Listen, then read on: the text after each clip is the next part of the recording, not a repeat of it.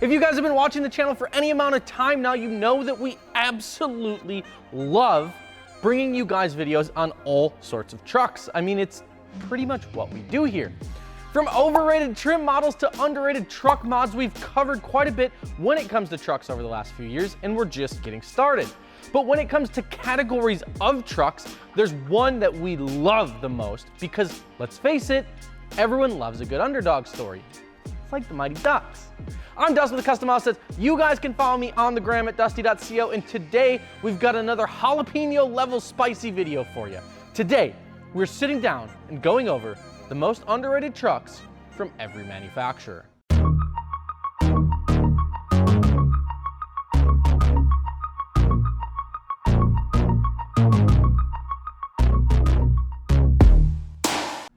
Let's get it. If you're new to the channel, then hi, how are you? Thanks for hopping in here and checking it out. I just wanted to say thanks. I'm glad you came along. We made this channel for truck guys and gals just like you and me as a place to learn all sorts of things when it comes to building your truck. We also got super frustrated by trying to figure out what fit our trucks, so we built a massive online gallery of like literally 90,000 custom trucks so you can get real life examples of what guys are running when it comes to wheels, tires, and suspension setups on their pickups. You can also see how much trimming they had to do. It's pretty awesome. If you're not new here, then welcome back and thank you for tagging along for the ride. Before we get started here, there is one important note that I want to make. We're only going to be covering the big three when it comes to underrated trucks.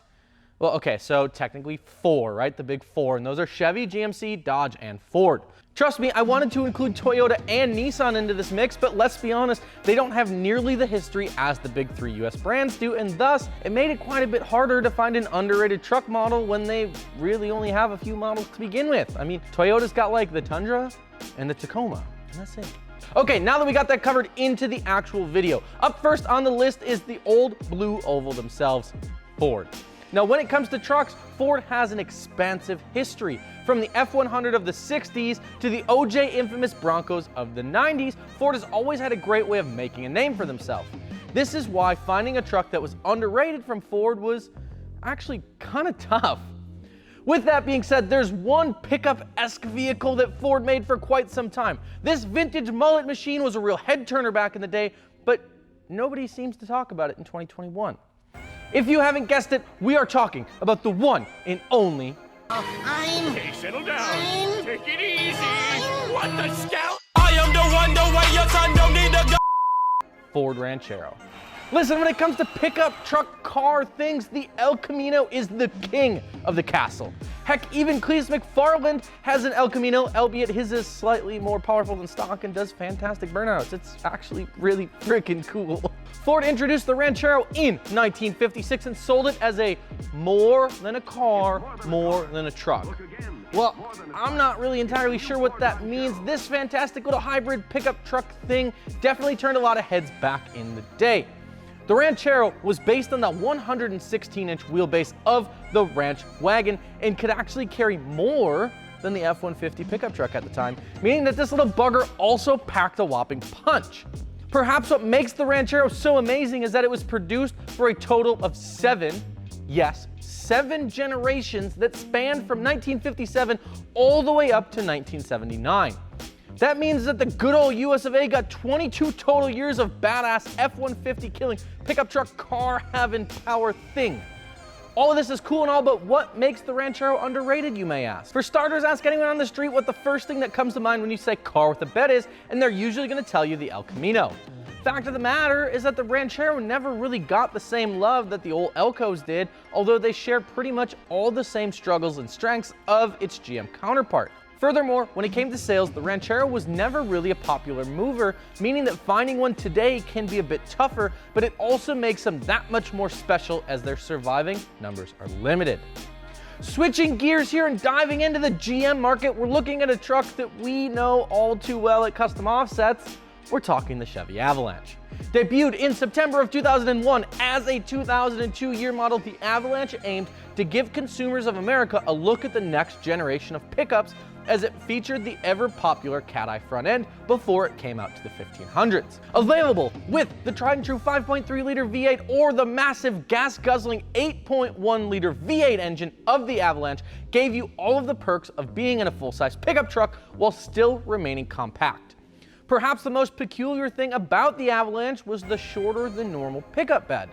While the bed size isn't exactly what makes this truck so unique, though size does matter, it's the convertible bed system that makes the Avalanche a bit different from the other trucks. See, the Avalanche allowed you to essentially fold down the rear seats and open up the rear cab wall, extending the shorter pickup bed to be able to fit a full-size 4-foot by 8-foot sheet of plywood in there with no issues. The Avalanche is a truck that we know all too well here at Custom Offsets, as Sean actually had one back in the early days of this channel. What makes these trucks underrated, however, is that while the idea was novel, Americans just downright hate change. Like, we're just not about it. This ain't a cheat. For this reason, the Avalanche did not sell well and ultimately led them to be less than popular. Still, if you can overlook the slight differences in size and the slightly awkward design, the Avalanche can really be a great truck. All right, guys, listen up. If you haven't already subscribed to the channel, seriously do it. It takes like 3 seconds. Just please do it. Click the button down right below, and then we go. Seriously, just subscribe to the channel. It's that simple. Just click the button. Moving right along into our list, we're jumping into the Mopars here, and we have the Dodge D100. First introduced in a time where yo-yos were sweeping the nation and Elvis Presley was producing music like Little Sister, the US truck market was in a heated gridlock. In one corner, you had General Motors, who was busy producing trucks for the everyday man and working on their new revamp of the CK series pickup trucks that would come out in the early 70s. In the other corner, you had Mopar, who was coming out swinging with their brand new, at the time, D-Series pickups. These new D-Series began production in 1961, and it was bigger and tougher than anything the truck market had seen before. The wheelbase grew 6+ inches, the frames grew stronger, and they beefed up the axles to handle even more abuse. These new Dodge pickups had it all, including, get this, for the first time ever, an alternator. Thank you, Mopar, for this inclusion and for allowing us to make turbo jokes to the unknown public since the year 1961. These D-Series pickups would see another facelift in 1965, which added some more aggressive styling, a new grille, and even some new headlights. Sounds great, right? Well, they are. The problem is that when you talk about the late 60s and even the early 70s trucks, only one truck comes to mind: the square body Chevy. While the square bodies are great trucks if you're looking for a solid platform to build on from the early 70s and you don't want a square body, then look no further than a D100 pickup. It's fantastic. Just check them out. And last, but certainly not least, on today's list is probably the spiciest pickup truck on our list today. This little hot rod was born and built on the streets of Troy, Michigan, and sold all over the US. This little 90s burnout machine was built between 1992 and 1993, much like myself, and was, at the time, the fastest production pickup truck on the market.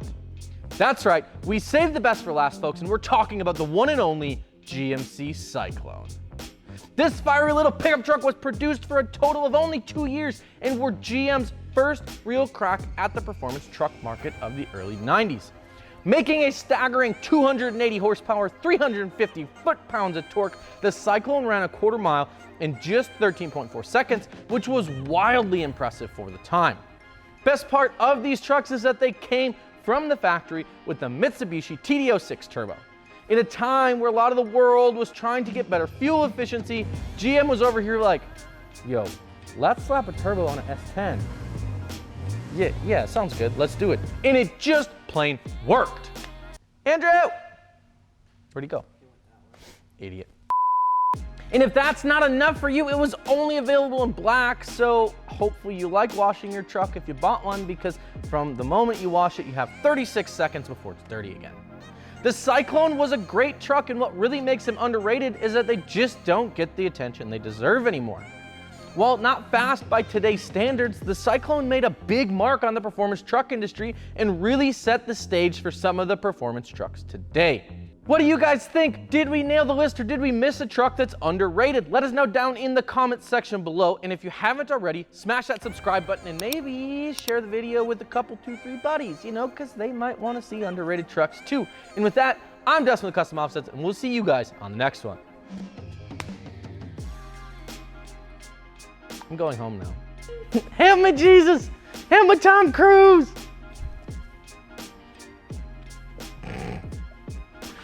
Oh, I hate you.